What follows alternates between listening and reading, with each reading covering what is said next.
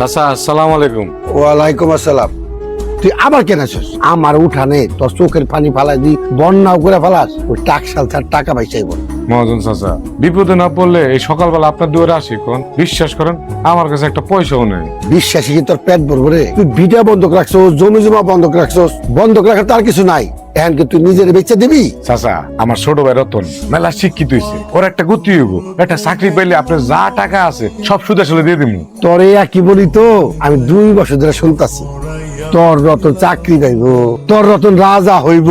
তোর রতন যদি মানুষের মতন মানুষ হইতো, তোর মতন বড় বাইরে বিপদে পালায়া ওই শহরের নবাবগিরি করতো না। আপনি রতনের নামে এমন কথা কই না চাচা, ও আমার কাছে সন্তানের মতো। ও চেষ্টা করতেছে চাচা, শেষবারের মতো আমার কিছু দেন চাচা। ওর চাকরির ইন্টারভিউ আছে, ওরে খালি হাতে কেমনি ইন্টারভিউতে পাঠায় কোন? তোর এই অন্ধ ভালোবাসা তোরে ডুবাইলো। তোরে আমি টাকা দিব, এবার তুই কি বন্ধক রাখবি? তোর কাছে তো কিছুই নাই। আমগো এই জানটা ছাড়া আর কিচ্ছু নাই। আপনি তো জানেন রতন আমগো শেষ ভরসা। ওরে মানুষ করতে যাই আমগো যা কিছু ছিল সবই শেষ, এখন আর কিছুই নাই। ওর জন্য আমরা কত কষ্ট করছি। আল্লাহ কি আমগো দিকে একবারও চাইবো না? বৌমা, আদৌ কি রতন তোমাকে মনে রাখছে? যতদূর আমি জানি, শুনলাম শহরে গিয়ে নাকি রতন বদলাই গেছে। কোন মেম সাহেব নাকি বিয়া করছে, তার ভাব সাবই তো আলাদা। মানুষ বদলাইলো রক্ত কিন্তু বদলায় না চাচা। আমার রতন আমি চিনি, ওরলে আমি বাজি ধরতে পারি।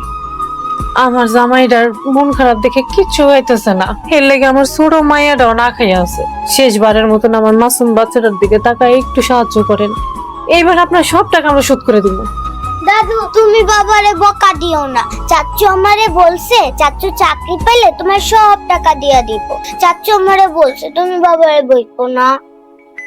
আজিজ, তোর কি তোর মেয়ের প্রতি মায়া দেয়া নাই? ওর প্রতি কোনো ভালোবাসা নাই? তোরা দুইজন খালি রতন রতন করতেছ। তো আজকে আমি টাকা দিলাম, কিন্তু শর্ত আছে একটা।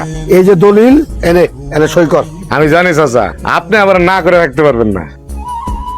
আসি চাচা, আসসালামু আলাইকুম। ওয়ালাইকুম সালাম। হাই রাজিস, এই বাইটার জন্য জমি বন্ধক রাখলি, ভিটা বাড়ি বন্ধক রাখলি।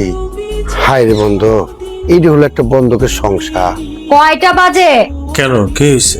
নাকি তুমি এই সংসারটাকে অফিস বানিয়ে ফেলেছো? প্লিজ ঝগড়া করো না তো। নতুন প্রজেক্টের চাপে এমনি দম ফেলতে পারতেছি না। শরীরটা খুব ক্লান্ত হয়ে আছে আমার। শরীরটা তো তোমার একা ক্লান্ত না? সারাদিন এই ফ্ল্যাটে বন্দি থাকতে কার ভালো লাগে? বিয়ের পর কি আমি এই জীবন চেয়েছিলাম? একটু ধৈর্য ধরো না। ভাইজানের জন্য চাকরিটা পেয়েছি, এখন যদি ঠিকঠাক পারফর্মটা না করি তাহলে তো চাকরি থাকবে না। আবার সেই ভাইজান ভাইজান। এই, তোমার মুখে কি সারাদিন ভাইজান ছাড়া কোনো শব্দ নাই? মানলাম তারা তোমার জীবনটা গুছিয়ে দিয়েছে, তাই বলে কি তাদের নামে তোমার জীবন লিখে দিতে হবে? তারা শুধু কিন্তু তারা